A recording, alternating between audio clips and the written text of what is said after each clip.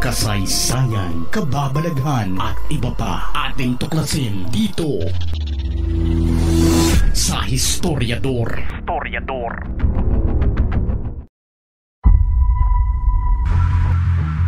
Ang nangyayari ngayon sa Gaza ay epekto ng paglusob ng grupong Hamas sa teritoryo ng Israel, pagratrat sa mga inosenteng sibilyan at pagdukot sa ilan sa kanila, at ginawang bihag para masigurong matatalian ang kamay ng mga Israeli sa gagawin nilang opensiba. Ayon sa report ng Intel ng Israel, ang isa sa may pakana nito ay taong una sa listahan ng Israel na dapat nang itumba dahil sa laki ng kanyang atraso.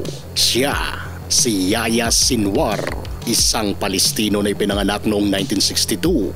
Nagtapos ng kanyang pag-aaral sa Islamic University of Gaza na may bachelor's degree sa Arabic Studies. 1989, nang mahuli ng Israel at masentensyahan ng 4 na panghabang buhay na pagkabilanggo ng kanilang tinodas ang 2 sundalo ng Israel at 4 na mga Palestino.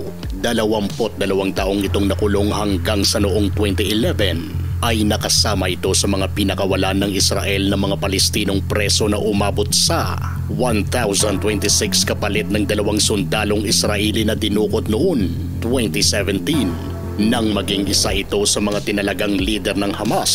Sa umpisa ay plano nito ang isang mapayapang pamamaraan sa paglaban sa Israel kaugnay sa kanilang hindi pagkakaintindihan, pero 1 taon lang ang itinagal nito at pinalitan na niya ang kanyang estilo. 2021 nang muli na naman itong nahalal bilang leader ng Hamas, at sa pagkakataong ito ay markado na ang kanyang ulo sa mga birador ng Israel. May 15, 2021, sabog ang bahay ni Sinwar ng bombahin ng Israel, pero bigla na lang itong lumitaw sa publiko makalipas ang ilang linggo matapos itong napabalitang natodas. Hindi talaga natatakot o tumatayo man lang ang balahibo ni Sinwar sa kahit na anong banta sa kanyang buhay ng Israel.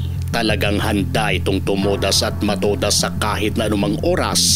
May 27, 2021, sa isang press con ay sinabi nito na kanya umanong inimbitahan ng Minister of Defense ng Israel na birahin siya habang siya ay maglalakad pa uwi, kung saan ay ginawa niya talagang literal na maglakad at umikot-ikot pa at nag-selfie sa ilang lugar sa Gaza, at wala namang nangyari sa kanya. Matindi talaga ang galit nitong Palestinong si Anwar sa Israel dahil lantara na talaga ang kanyang mga sinasabi sa kanyang nasasakupan kung paano niya inuudyukan ng mga ito para gumawa ng hindi maganda sa Israel at bawat mamamayan nito. Sa 22 taong pagkakakulong ni Sinwar sa Israel ay kanya raw inaral ang estilo ng kanyang kalaban, rason para ma-master nito ang kanyang gagawin sa oras na siya ay makalaya. Tinake advantage ni Sinwar ang pagpapalit ng mga bihag sa Israel dahil alam niya kung gaano kaimportante ang buhay ng mga sundalo at sibilyan ng Israel sa kanilang gobyerno. Tinukoy ng Intel ng Israel na si Sinwar ang may pakana sa nangyaring October 7 na pagsalakay ng Hamas sa Israel, rason para tawagin siya ni Prime Minister Netanyahu na dead man's walking dahil bilang na daw talaga ang mga araw ni Sinwar, lalo na't dahan-dahan ang napapasok ng IDF ang Gaza at ang pangatlong yugto ng kanilang opensiba ay ang pagsira na sa mga tunnels ng Hamas. Naniniwalang Israel na nasa bunker nagtatago itong si Sinwar at hindi ito lumuwas ng Qatar kagaya ng ginawa ng 2 leaders ng Hamas na umiwas at nilisan ang kanilang lugar para masigurong hindi sila mayayari ng IDF. Habang nagpapatuloy ang pag-abanse ng IDF sa loob ng Gaza, ay kinumpirma umano nito na kanila nang nasusukol si Sinwar at konting panahon na lang ay kanila na itong makukuhang buhay man o hindi. Walang pakialam ang IDF sa kung anuman ang magiging kapalaran ni Sinwar. Ang importante ay mapasa kamay nila ito. Bago pa man ginawa ng IDF ang ground assault ay marami ang nagsasabi na malalagasan daw ng gusto ang Israel sa oras na pasukin nila ang Gaza. Pero sa ginawang estratehiya ng IDF ay kanila nang napasok ang Gaza na hindi nagkaroon ng malaking casualties kagaya ng sinabi at prediksyon noon ng iba. Nasa 33 lang ang nalagas sa tropa ng IDF Habang nasa pangatlong yugto na sila ng kanilang plano, ito ay ang pagwasak na sa mga tunnels ng Hamas.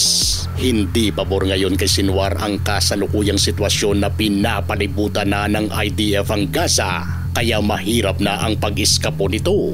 Dalawa lang ang pwede nitong pagpipilian, ang lumaban o sumurrender. Susundan natin ang mga posibleng kahihinatnan ni Sinwar sa sunod na mga oras o araw dahil malamang sa malamang ay may resulta na ito dahil siya ang nangunguna sa listahan ng Israel na dapat nang iligpit. Ikaw, naniniwala ka bang mahuhuli ng IDF si Yahya Sinwar? Kung gusto nyo ng mga ganitong klaseng videos, panoorin, pindutin ang notification bell, mag-subscribe at i-share sa mga kaibigan. Maraming salamat po. Hanggang sa susunod dito sa Historiador.